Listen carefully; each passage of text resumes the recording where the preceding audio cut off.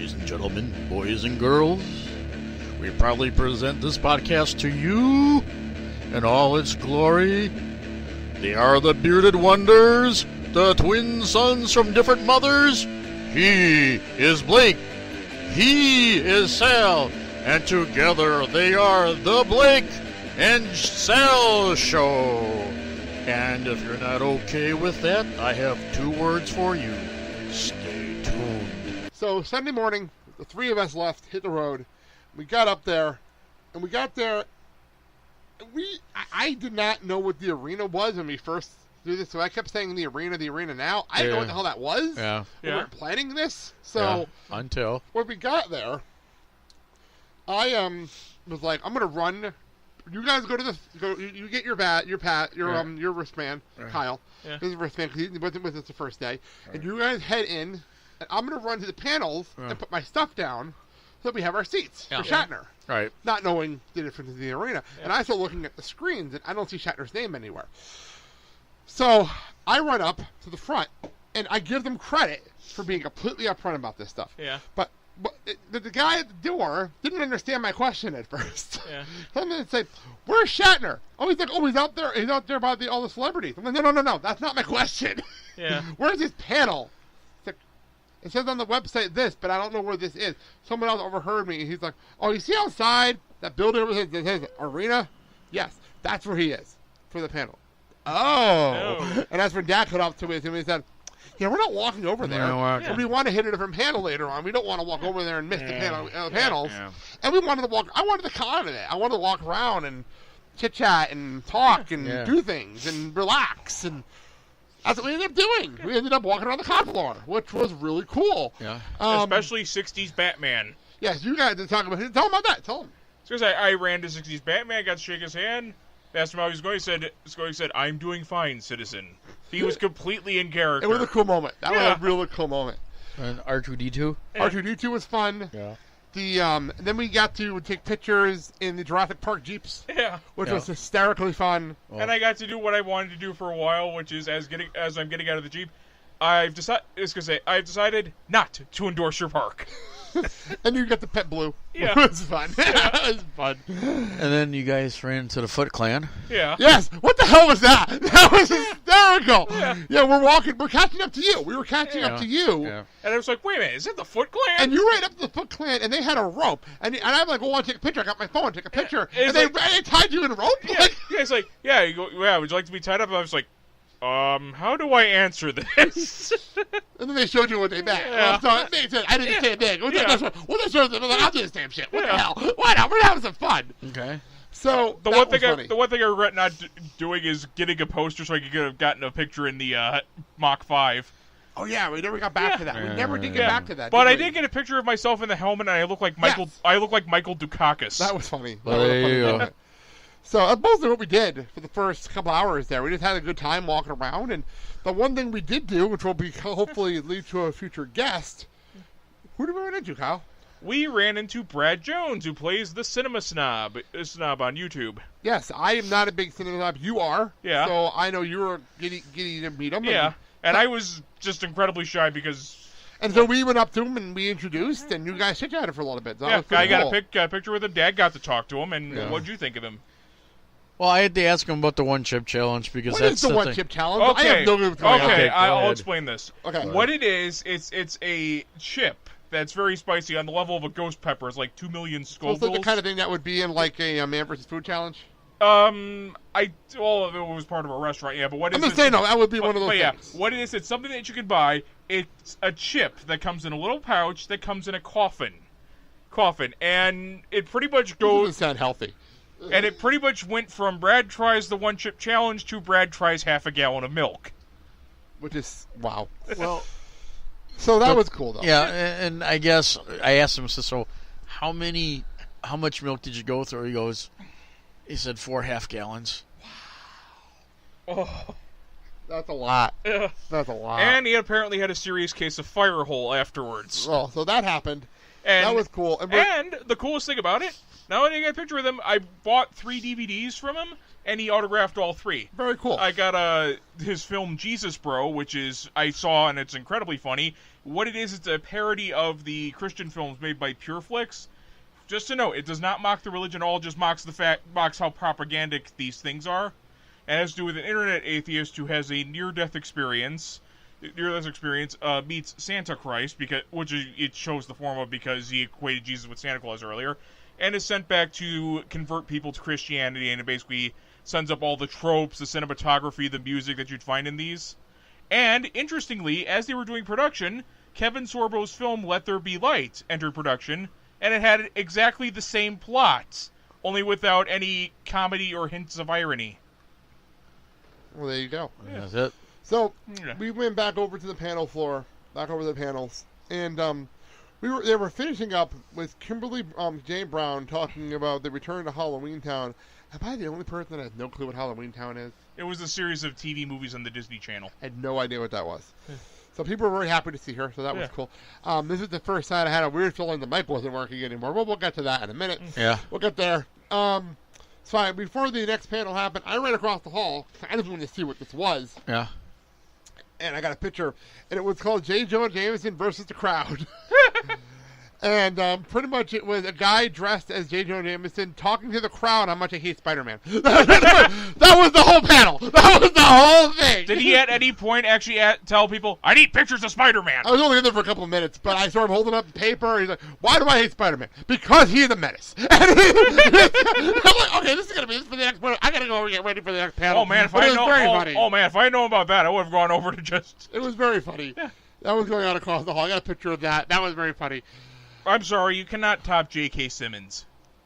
Oh no, but the guy was doing it. The guy was impersonating Simmons. That's what that was for. He was doing the impersonation of J.K. Simmons. I'm just saying that he pretty much set the bar high for portrayals of J.J. Oh yeah, I agree with you 100%. Yeah. Which is probably that should be a conversation piece in the hell show I was listening to. I think it was Weekend Bugle over on Spider-Man Minute. Yeah. Where they said that's probably why there's no J. Jonah Jameson in the Amazing Spider-Man, because they didn't want to try to top it. They didn't want to try. They set the bar so freaking high. Yeah. So all right, now we get back and we sit in the next panel that we watch, our last panel that we're going to be talking about, with a very Brady Q&A with Barry Williams, who apparently didn't want to sit down. That's what I learned during this hour. He didn't want to sit down. I couldn't figure that out. What was he not sitting for? Why was he not sitting? Maybe he's one of those who can't sit still for that long. Because here's the thing, the moderator wasn't sitting down either. The moderator was sitting down because... He was waiting for Barry to sit down. It was respecting. He did the same thing. Yeah. It was the same moderator that did Dean Cain. Yeah. So he waited for Dean to sit down, and then he sat down. So when Barry Williams didn't sit down, well, I guess we're doing this standing. I guess we're standing for this interview. So fine. I don't know. I'm not sure how I felt about this panel. Half of it was advertising for his freaking cruise. The cruise and for that HGTV special. A very Brady. It was a cool idea. Yeah. It was a really cool idea show, but still, that was half the panel with him plugging his cruise and talking about that. So, like, for a 45-minute a very panel, Brady makeover. That's it. And like this, I don't know. I don't know what to make of this. What do you guys think? I wasn't a big fan of the panel. I just like the because I always like the fact that he plugged this because it's the first I heard of it. But still, like, other than that, though, I mean, I never because I know Mom, when Dad told her about this, she just went ugh, and I never knew why. Well, what's really weird is you would have to watch an earlier episode of Celebrity Wife Swap. Okay. Oh, that's not sad. Barry Williams has his son. And I think he's a single father because I guess him and the girlfriend didn't marry. Yeah. So he's raising a son. And he's doing his show in Branson, Missouri, which he says he wrapped up a couple of years ago. Yeah. Or a year ago. Last year. And the show didn't put him in a good light. Because every morning when he woke up, he and his son had to say pledge allegiance to a flag. You know, but I don't know. I just wasn't into this panel. And maybe because we had such good panels beforehand. I just wasn't into this one. And it didn't help, but the mic wasn't working for the Q&A at all, so everyone had to yell over things, and that didn't help. Yeah. And then this one, over here, I'm pointing at Mark here. he completely confused Barry Williams. Yeah. So why don't you? I'll play the audio, but tell us what you went to ask him, and then we'll explain what happened. It was a two-part question, which I thought was very pretty easy. simple. I thought it was simple. The first part is, one, who came up with the brainchild for the character of Johnny Bravo, which is a character that Greg Brady plays. Right. That a Absolutely rock and roll alter ego. Fair question. Okay. Sort of And like then like Ziggy Stardust. And then my second part is, because there's an episode with the late David Jones. Well, before you got to that question, Okay. that was the first question. Right. And he was very confused. Because he thought you were talking about the animated Character Johnny Bravo. Yeah, the Cartoon Network show. But leave it to him. It's like, what had nothing to do with the other here? Johnny Bravo, you don't remember the character you played on the Brady that you Bunch. just brought up 10 minutes ago! Like, you just brought him like, up! oh! Well, the best part, you just brought him up 10 minutes ago! Like, you were just talking about him! How did you... And then I said, okay, well, then I figured, okay. It was absolutely hysterical. It was very, very funny. And I said, then the second part was, there's the episode where late David Jones was on there, basically, and it was about a situation from Russia going, I guess, to prom or homecoming, and basically wrote a letter and never got returned, and then he returns it himself. So I said, off scene, did you and David basically talk music about, musical likes or dislikes or what was that? And his comment was, I was very jealous of Davey. He got all the girls. I don't think he liked your question. I don't think he liked your questions. Yeah. I'm not going to lie. I don't think he was a fan of your questions. Ooh. But overall, that panel was all right. Overall, though, I enjoyed myself over the couple of days we were at Wizard World, though. I really enjoyed it. And hopefully we get to go to Wizard World Chicago in August. Well, and have some fun. Yeah, see what happens. So that'll be next summer. Okay. Wait, before I even... Hang on, I forgot to do this. Okay. Let's throw it to the panel right now. Who would you like to talk to? And I'm like, well, put me in with Constantine, Matt Ryan. Put me in with the gals from Supernatural. That's a gimme.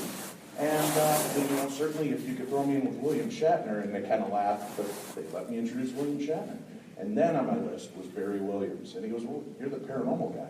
I said, I know, but Barry Williams. And they're like, but paranormal, what does that have to do with the Brady Bunch? I'm like, I was an only child. I grew up a single child. My family was the Brady Bunch. I aspired to be the Brady Bunch. And I beat the Brady Bunch.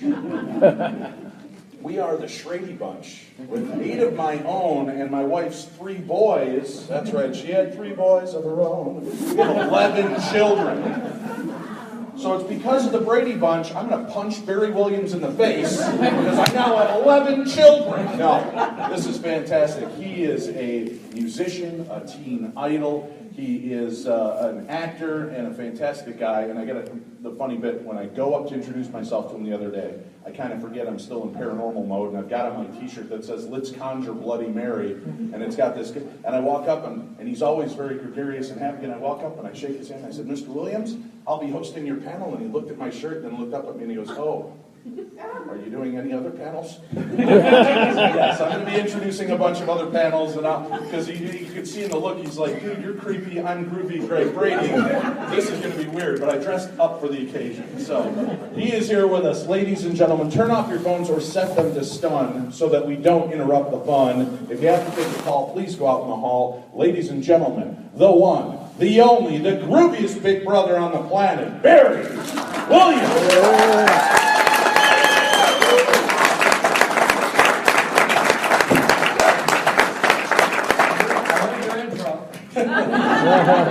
Nope. I will bow to the big brother. You, sir. 11 kids. 11 kids. 11 blended kids. That's right. Party blended. I hope you have Alice. That's a wonderful wife with a lot of energy. Well, I guess. A lot of it. That's a lot of PB&J. Yes. Wow. 11. It's nice to see everybody here. I don't know how you found this place. I just started half an hour ago. Got lost twice. I'm glad to be here. I hope you've got tough questions. We do have a microphone set up, so feel free to join in. And I mean, And I'm going to do something special for anybody who asks a question I've never been asked before. Exciting. We're going to get into the bunch stuff and other fun trivia in a bit, but let people know, I mean, you've got so much stuff going on right now. So you've got the cruise coming up, you're doing music, you're doing a bunch of stuff. So just kind of let people know what Barry Williams is up to right now. Can you do that for us? When you say a bunch of stuff,